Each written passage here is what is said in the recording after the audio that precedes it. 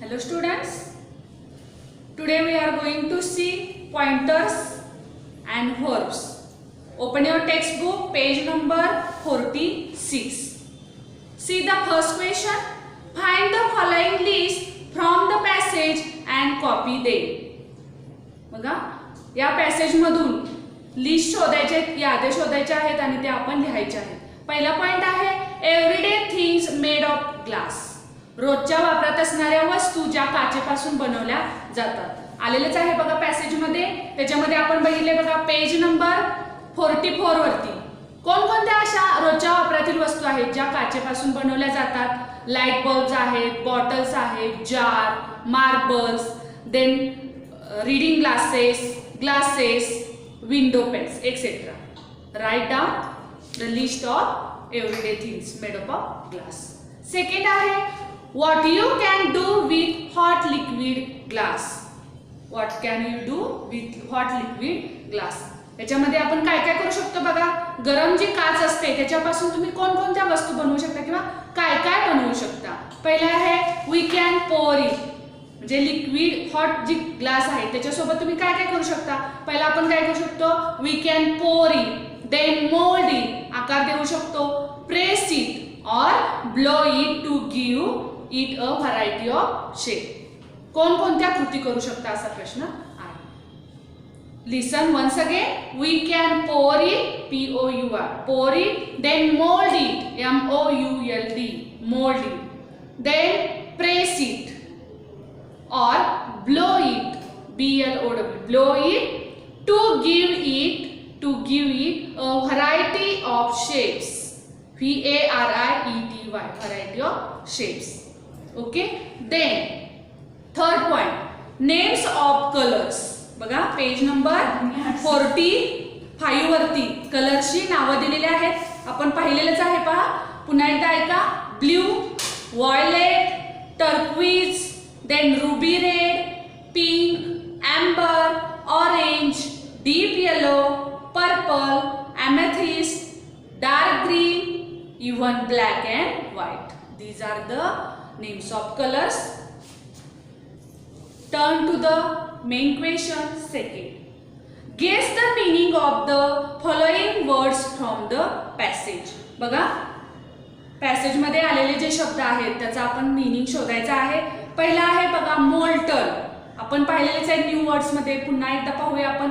Molten means वितळवलेले, molten वितळवलेले. दुसरा आहे ट्रान्सपरंट, पारदर्शक. इम्परमिएबल, द्रवरोधक. इम्पार्ट, संक्रमित. अँड रिसायकेबल, पुन्हा उपयोगात आणता येण्यासारखे किंवा मग त्यालाच काय म्हटलं जातं, पुनर्निर्मिती योग्य. ओके. नाव question third. Write short notes on the following using suitable diagrams. खाली जे दिलेत बघा शॉर्ट नोट, त्याच्यावरती तुम्ही शॉर्ट नोट लिहायचे आहे. सब्जेक्ट दिलेत बघा. पहिला आहे how glass is made. Page number 44 वरती आहे बघा हाऊ ग्लास इज मेड, म्हणजे कशी काच बनवली जाते. कुठून उत्तर आहे, glass is made by heating. 4 line आहेत त्या तुम्ही लिहायचे. बघा ऐका. Glass is made by heating a mixture of clean white sand and chemicals like soda and lime. The mixture is heated in a furnace till it turns into hot liquid glass. When it cools down, it becomes stiff and hard. Okay. Then next, how glass is shaped. Next point आहे बघा page number 44 वरती. काचेला आकार कशा पद्धतीने दिला जातो. Hot liquid glass is poured into mold and hardened to give it various shapes and sizes. It can be rolled out to make flat sheets of glass. Molten glass can be floated on a bed of molten metal to make very flat glass sheets of even thickness. Gobs of hot liquid glass can be blown into bottles, bulbs and other objects. Very thin fibers or glass wool also can be drawn out of the liquid glass. Okay. Paragraph, last paragraph लिहायचा आहे. त्यानंतर आहे some properties of glass. आपण काचेचे गुणधर्म पाहिलेले आहेत. त्याच्यामध्ये पहिला बघितलं it is transparent, you can see through it. Second बघितलं आहे it is impermeable, it means it does not allow water or other liquid to pass through it. This is second property. Then next आपण बघितले पहा it doesn't get soggy or stained itself. ती ओलसर होत नाही किंवा त्याच्यावरती डाग पडत नाही. It does not affect the food. काचेच्या कंटेनर मध्ये एखादा पदार्थ ठेवला तर त्याच्यावरती काय होत नाही, कोणताही इफेक्ट होत नाही. वॉटर और other substances stored in glass container. पाणी असेल किंवा अदर काही सबस्टन्सेस असतील ते सुद्धा आपण काचेच्या कंटेनर मध्ये स्टोअर करू शकतो. हा सुद्धा एक गुणधर्म आहे. Then it has smooth surface and it can wash the easily. Next property is glass has smooth surface and it can be washed easily. And last it is beautiful, so that is why you can make variety of articles from the glass and it can be recycled. This is very important property of glass. It can be recycled. काच कशी आहे, पुनर्निर्मिती योग्य आहे. अशा पद्धतीचे properties तुम्ही शोधून लिहायचे आहेत. नेक्स्ट आहे पहा question 4. Find out how paper and plastic are recycled. तुम्ही याची माहिती मिळवायची आहे की पेपर आणि प्लास्टिक कशी काय रिसायकल करता येऊ शकते किंवा त्याची प्रोसेस कोणती आहे ते आपण शोधायचं आहे. And question 5. Prepare a poster each और अर्ज पीपल टू. आपण काय करायचं आहे, पोस्टर तयार करायचं आहे. पहिला आहे use glass carefully, handle glass with care. First कोणता आहे बघा, poster use glass carefully and handle glass with care. And second is recycle glass. Recycle glass. So turn to the next page, page number 47. Verbs. क्रियापद आपण पाहणार आहोत. याच्या आधीही आपण पाहिलेच आहे what is mean by verb. Verb.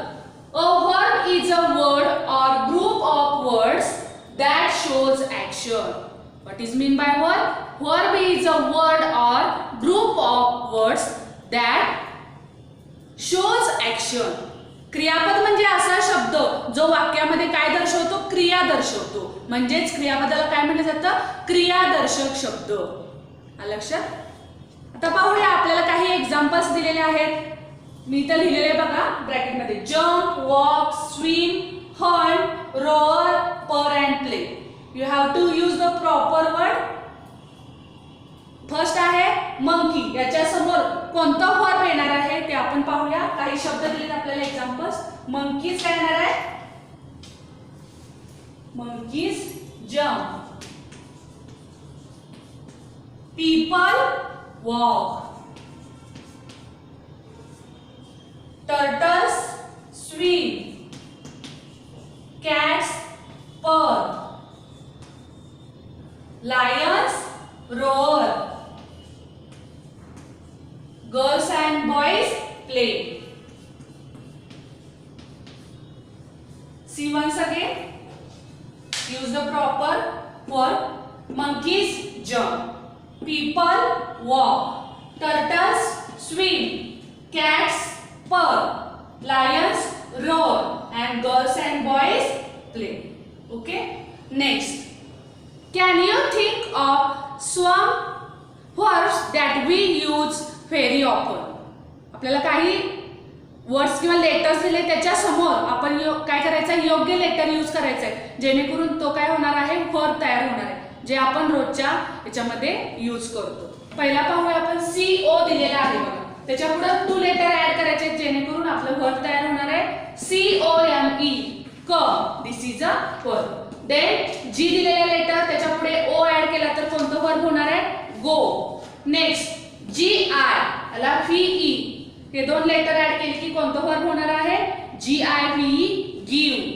Next TAKE, take. MAKE, make. Bring, BRING, bring. CAN, can. JOIN, join. READ, read. And WRIT. These all are the verbs. which we use daily. Some verbs tell us what is happening or has happened or will happen. काही असे क्रियापद असतात जे आपल्याला काय सांगतात, काय घडत आहे, what is happening or has happened, काय घडून गेलेलं आहे, or will happen, किंवा भविष्यामध्ये काय घडणार आहे हे आपल्याला कशावरून कळतं, क्रियापदावरून. क्रियापद plays a very important role in the sentence. Without verb the sentence is meaningless. जर क्रियापदच नसेल वाक्यात तर वाक्याचा अर्थ पूर्ण होणार नाही. आणि क्रियापदावरून आपल्याला ते वाक्य कोणत्या काळातील आहे म्हणजे ते सुद्धा ओळखण्यासाठी आपल्याला क्रियापदाचाच उपयोग होतो. क्रियापदावरूनच आपण वाक्याचा काळ ओळखू शकतो. म्हणूनच म्हणलेलं आहे की वर्ब्स काय सांगतं की क्रिया कोणती घडत आहे किंवा घडून गेलेली आहे किंवा भविष्यामध्ये घडणार आहे हे आपल्याला क्रियापदावरून लक्षात येतं. Even when there is no one to do it. For example, it rain. बघा, वाक्यामध्ये एखादेच ऑब्जेक्ट नसेल तर चालेल पण क्रियापद असणं गरजेचं आहे, त्याशिवाय वाक्याचा अर्थबोध होणार नाही. It rain. In this sentence rain is a verb. It became dark. Became is a verb. Some verbs describe a state. काही verbs असे आहेत जे काय दर्शवतात, स्टेट किंवा स्थिती. For example, she was tired. In this sentence, was is a verb. She was tired. He is happy. Is a verb in this sentence. He is happy. Is a verb. The rabbit has red eyes. The rabbit has red eyes. In this sentence, has is a verb. Do you understand? So students, write down these verbs in your notebook. A sentence usually contains one or more verbs. आणखी थोडी information दिल्या बघूया. A sentence usually contains one or more verbs. मग वाक्यामध्ये एकच verb असतं असं नाही, काही काही वेळेला दोन सुद्धा वर्ब येतात. A sentence with a verb expresses a complete thought or idea. A sentence with a verb. ज्या वाक्यामध्ये क्रियापद आहे ते वाक्य काय एक्सप्रेस करतं, a complete thought or idea. पूर्ण विचार किंवा कल्पना आपल्याला एक्सप्रेस होते. Now try to make complete sentences in English or in your mother tongue. मग आपण काय करूया, आपण स्वतःची वाक्य इंग्लिशमध्ये किंवा आपल्या मातृभाषेमध्ये बनवण्याचा प्रयत्न करूया. Okay, so next part we will see in the next video. Thank you.